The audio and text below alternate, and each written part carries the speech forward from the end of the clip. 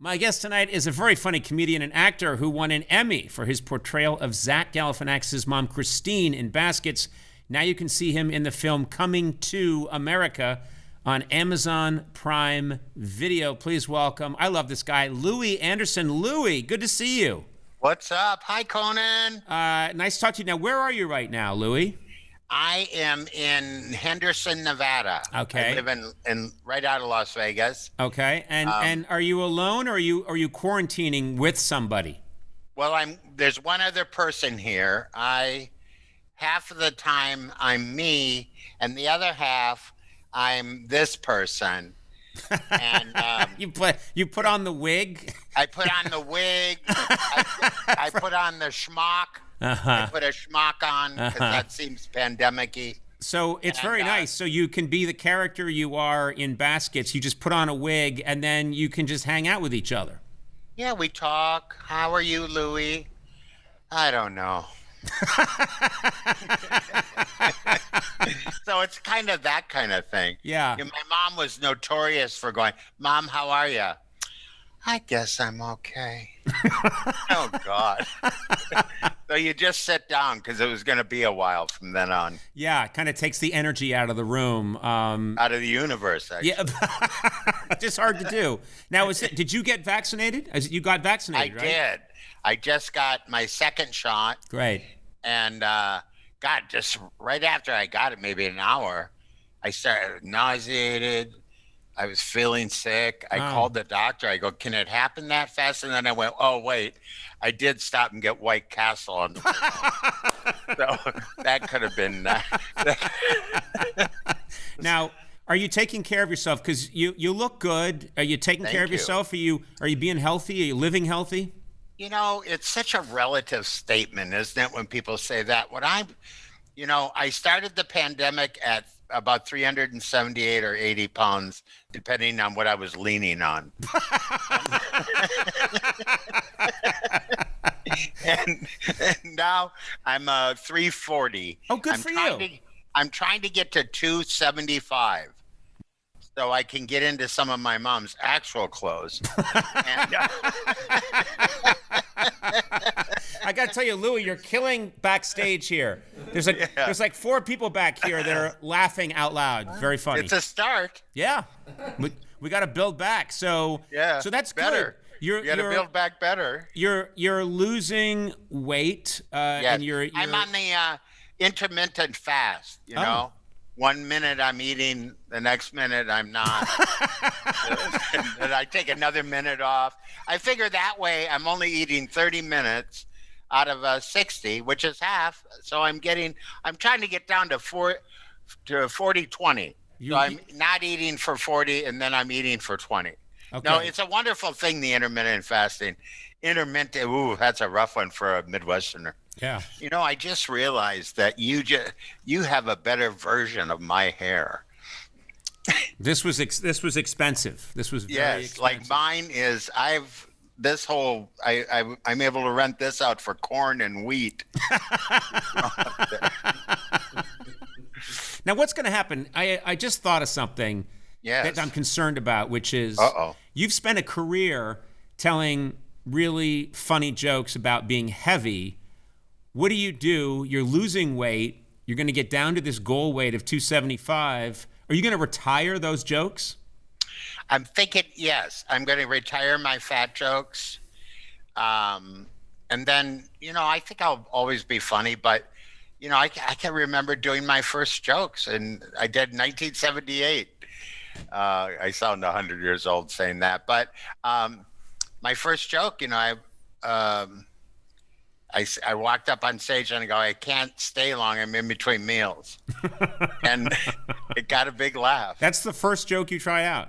Yeah. And then I said when I was born, I weighed 60 pounds. The doctor had to bring a crane in to slap my ass. So you hit on this idea early and you went with it. Yeah. I was a breastfed baby. My mom went dry. Okay. Come on. All right, they're not appropriate. But listen, this is why I'm retiring now. Yeah. Maybe you could have retired these a while ago. One more little run that I love. Do you mind if I do it? No, go ahead. All right. I was in the Fat Olympics. That pole vault, I drove that sucker right into the ground. I did a good thing, though. I straightened out those uneven parallel bars. And this is a very inappropriate Which joke. one? This is the one that cracked up Johnny Carson. Broad jump, killed her. I apologize to all you women out there. I'm sorry. No. It's fine. You mean it in the best way. Well, what about, you talk a lot about your mom. You've already spoken about her. Yeah. What was your favorite jokes about your mom? Because you've gotten a lot of mileage out of your mom over the years. Yeah, she's, my mom, she was such a funny person, but didn't know it. People like that where you go, you're so funny. How can I use this to my advantage? And she'd walk into a restaurant, first words out of her mouth, "Can we get some extra butter?" And the waiter would say, "Well, let us seat your party first, man." Butter. She liked her butter. Yeah, she loved her butter. A lot of babies, when they're born, they're powdered. I was buttered. I was slippery, but a lot of fun. My mom, though, she was a lovely person. You would have loved it. And, she got to see a lot of my stand-up. And, I'd talk about my dad. She'd rub her arms. And she would have been great in the pandemic. I would have loved my mom in the pandemic. Just hang out with her? Well, first of all, she'd be so thrilled my hands were this clean. Yeah. My hands, because she was the kind of person, if your hands were dirty, she would come to where you're sitting, bring a bowl of soapy water and a cloth and wash your hands. She was our own Mother Teresa. Yeah, but it sounds like she was into this. She was into people washing their hands long before the pandemic. She was ahead of her time. What can I say? And imagine the food we'd have. Yeah.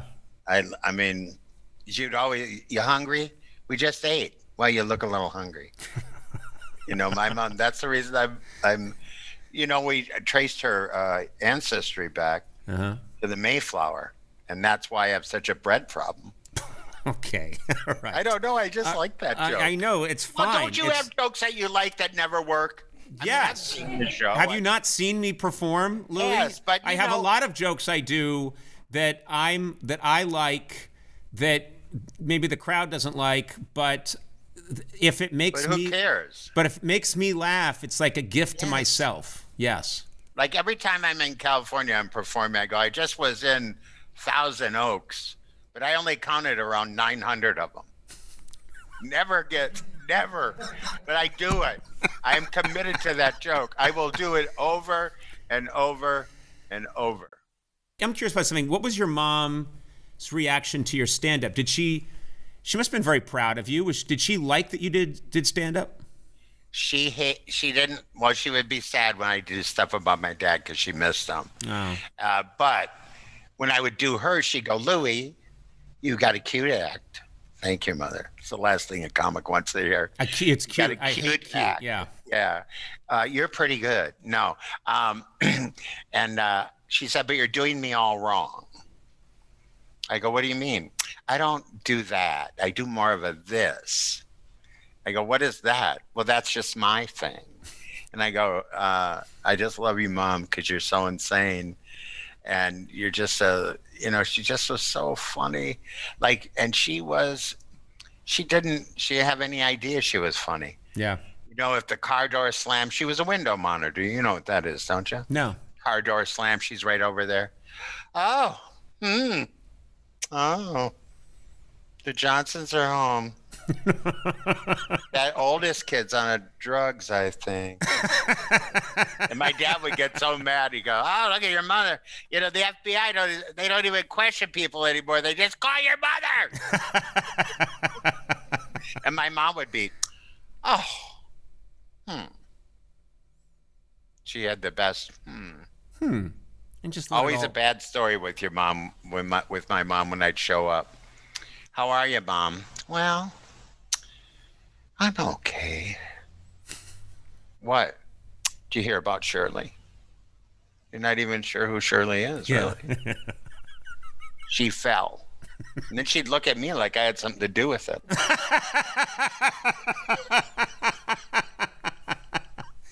Let me ask you about in Coming to America, this is a fantastic story because the original movie was so long ago, and now they've done a remake, and you're in it, which is fantastic. All the original people came back. I'm curious, how'd you get cast in the first movie, in the first Coming to America? How did that come about?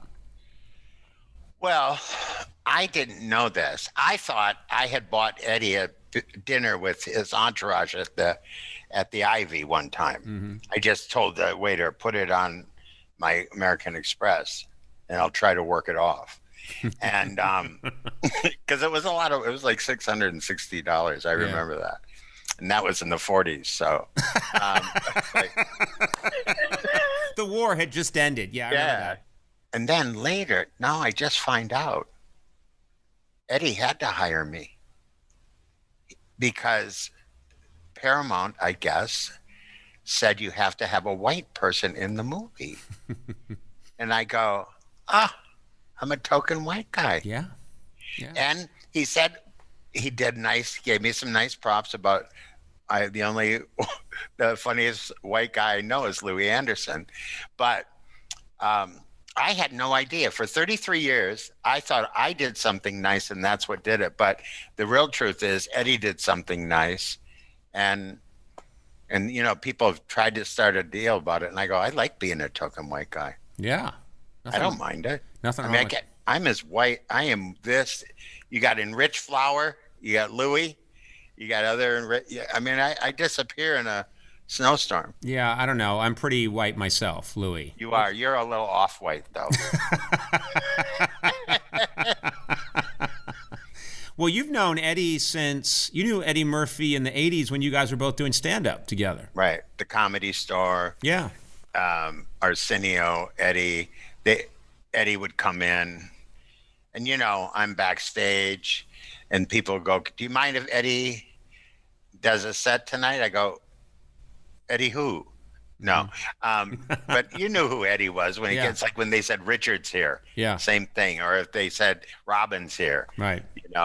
He goes, "Eddie's going to go on next," and I go, "Oh Jesus," and he'd go out, he'd crush the room. He just crushed it. It was like demolished. Yeah. People were like people, he killed it. Yeah. And, then I got to go out. He's talking about, I got to go out. I'm doing jokes about butter. He's doing jokes about Ralph Cramden having sex with Norton. What? Yeah. And I'm going out and go, where are you going, folks? Yeah. I'm hoping that we'll get, when I was there, I talked to him about him doing his stand-up. You mean just recently you talked about? Recently. When you were hanging out with Eddie doing the movie, you talked to him about doing stand-up? I was hanging out with him, and I said, I heard you're working on stand-up, because I had heard he did Dolomite, Coming to America, and then he was going out on tour. Mm-hmm. Well, then, our lives changed. Yep. And he said, I don't know. I go, well, he goes, I think I'd be pretty rough. I said, you pick right up. You would, that first joke, and boom, you're on your way. Oh, he thought he'd be too rusty to do it? He said, I'm going to be too rusty. I go, listen, why don't you do this? Why don't you open a couple of my shows for me? Mm-hmm. I'll take it easy on you. You take it easy on me. But, I'm hoping that he does a tour with the do you know how many stand-up comics are in that movie? Yes, it's impressive. It's amazing.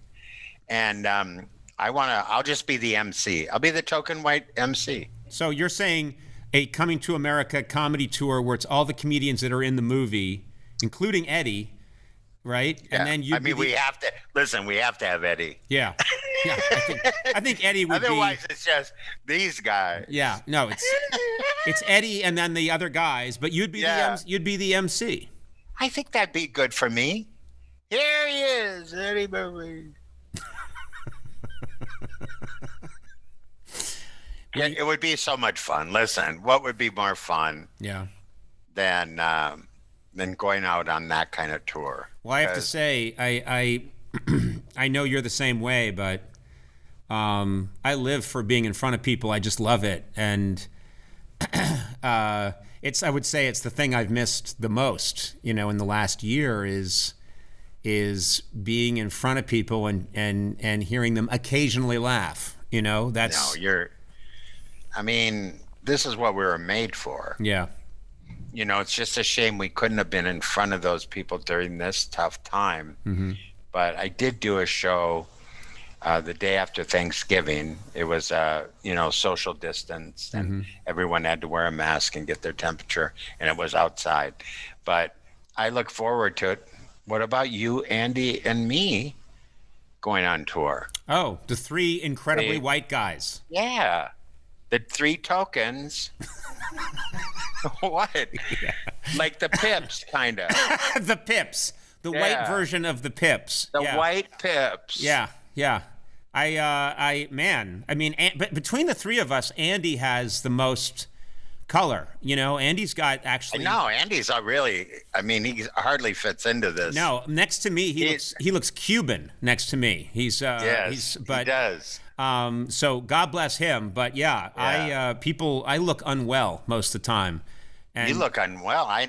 People don't, when you are, like, I've had people say that to me. Are you okay? Oh, yeah. And you know what I say? Are you okay? That's what are you okay? Yeah, but it's your doctor. It's your doctor asking you, yes, Louie. Yes, it is my doctor, but... When your doctor says, how you feeling, Louie? You're like, how you feeling, doctor? Remember when you were a kid? You're so funny. Ma, Louie saying, I can picture. What, I can't say Bobby. It's so funny. It's never been easier to look at an adult and imagine them as a baby as you. It's that head on a baby's body. The same teeth. I have the same teeth as a baby. How much do you love coffee during the pandemic? Oh, I love coffee. Coffee's, yeah. I go to a place called Coffee Class. Mm-hmm. Now, that's the way they got me. They said, they called their place Coffee Class. I go, because my mom would always say, that guy, he's got a lot of class. I go, what does that mean? He's just, look at him. He's with it. So my mom was kind of, she married a jazz musician. So my mom was, I go, why'd you marry, Dad? The curls. I go, oh, mother. Oh, I really miss, what's so great? My mom did the most wonderful thing for me. Yep. She gave me a running monologue in my head that I get to have every day. And my dad's in there too. Shut up! That's where I got that thing from Baskets. Yes. Yep. I miss that. I really miss being from a family of 11. I miss yelling. Oh, that's right. You're from a family of 11. Yeah. And, sometimes I'm in this house, with Christine. She's in the bathroom right now. But I'll just go, and be careful, sound guys. I'll just go, shut up! Because you need it. Yeah. Don't you think people need it? I do. We need that. We need to have voices in our head yelling, shut up, all the time. I must seem a little crazy because... Not at all. Oh, please. Not at all, I'm so Louie. happy. I'm happy. You know what we get happiest about? I know you know this. When someone offers us a job, like you said, hey, will you come on to my show? And I go, I guess. Yeah. No, I was very excited. Oh, good. It raised the level. Like, this is what I've been telling people from the moment I found out. I go, I'm on Conan. Oh, nice. What? I'm on Conan. Is he still on?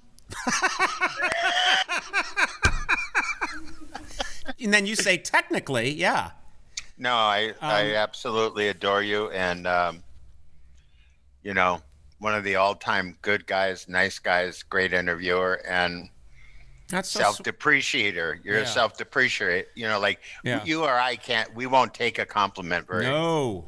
People learned a long time ago, don't compliment me, I'll take your head off. So, yeah. I'm really pleasant person to be around. I will just take your fish sticks. Look, we have a clip here from Coming to America 2. Am I in America. It? No, you're not in it. What's the point? Damn Let's take a look at this clip. Take a look. The McDowell's menu is in no way influenced by the McDonald's menu. They've got Egg McMuffins. We got Egg McStuffins. We are also celebrating the arrival of our new Beyond Big Mick Burger. And it's all part of my lovely granddaughter's campaign to reduce our, carbon footprint. And without using any animal byproducts. It's just good old-fashioned grass. Oh, that's right. So there's no meat? Right. There's no meat. Beautiful, leafy taste. That's not going to work. That burger is not going to sell. Have you had an Impossible Burger? I've had them. It's good. Every human being now is forced to eat food with vegans.